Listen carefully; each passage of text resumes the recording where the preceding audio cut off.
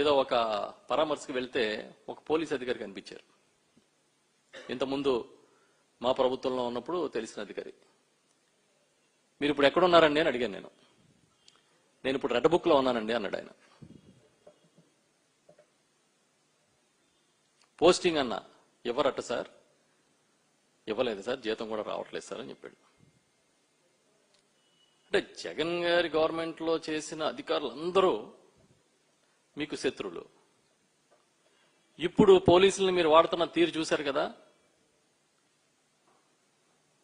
మరి వీళ్ళనేమంటారు? మేము పోలీస్ అధికారులు కూడా చెప్తున్నాం, దయచేసి సమయం పాటించండి. పద్ధతిగా మీరు పెట్టుకున్న స్టార్స్ కి విలువిచ్చి చట్టానికి అనుగుణంగా పనిచేయడం బాగుంటుందని మేము అందరం కోరుకుంటున్నాం. ఏదో ప్రైవేటు సైన్యాల్లాగా పనిచేస్తే మంచి పద్ధతి